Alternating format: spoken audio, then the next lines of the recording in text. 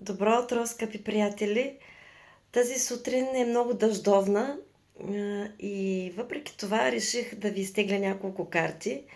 Тази сутрин ще бъдем с ангелски карти и тях отдавна не съм ги теглила, така че можем да започваме от първата карта.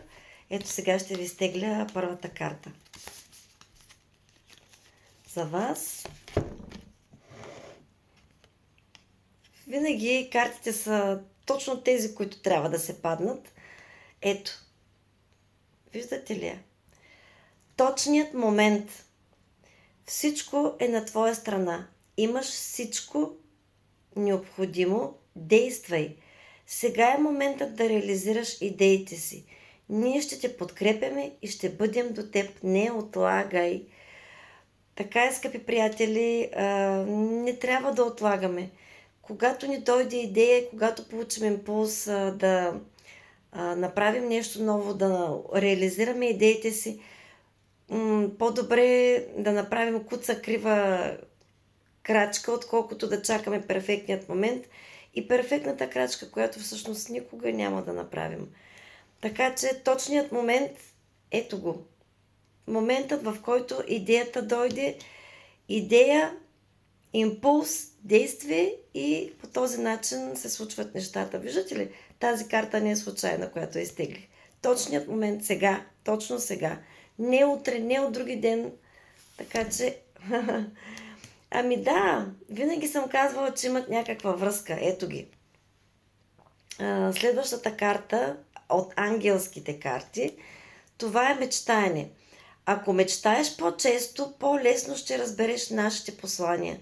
За да ни чуеш, отпусни ума и тялото си.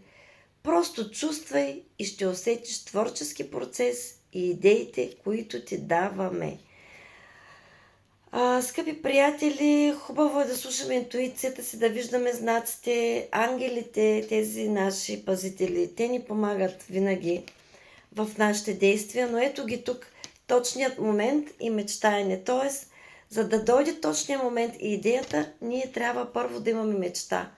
А тази мечта, за да не бъде някъде в просто някаква необозрима такава мисъл, трябва да я реализираме в истински действия, да я превърнем в цел, а не просто една такава мечта, която сме извисили някъде.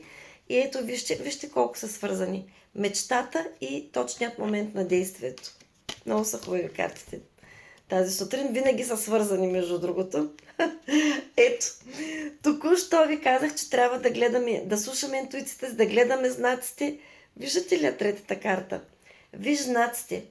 Перата, монетите, числата са знаците, изпратени за нас, от нас за теб. С тях ти напомняме, че сме до теб. Обичаме те и бдим на теб. Ето, скъпи приятели, виждате ли знаците?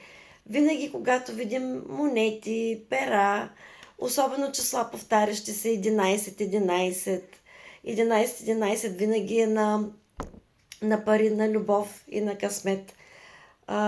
Много са хубави тези повтарящи се числа. Аз винаги ги забелязвам. Все по-често ми се случва да виждам такива повтарящи се числа. И, скъпи приятели, виждате ли знаците за първо мечтата? Ето я. После точният момент за действие и знаците, че трябва да се действа точно сега и че сега е подходящия момент, че сме на прав път и не трябва да правим крачки назад, а само напред. Скъпи приятели, желая ви един невероятен, прекрасен и много, много хубав ден.